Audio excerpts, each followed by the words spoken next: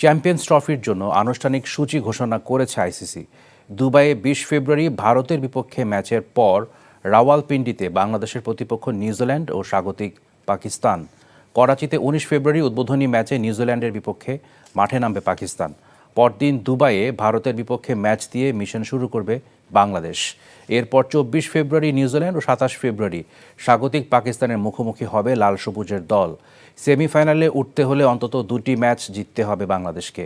তাহলে ৫ মার্চ লাহোরে দ্বিতীয় সেমিফাইনাল খেলার সুযোগ থাকবে শান্ত তাসকিনদের।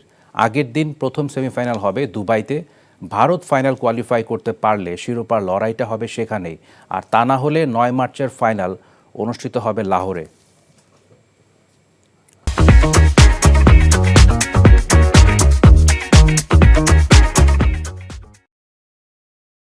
চাকরি পেয়ে গেছি।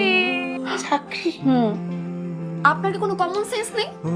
আপনি একটা মানুষের বাসায় ঢুকে পড়ছেন কিভাবে? বাসায় প্রবেশের কি নিষেধ আছে নাকি? এই অসময়ে ছাদে আসার কারণ কি? নতুন করে কারো প্রেমে পড়লেন নাকি? আমি আকাশ দেখছিলাম, আকাশ দেখতে দেখতে হারিয়ে গেলাম, হঠাৎ করে আপনি আসলেন।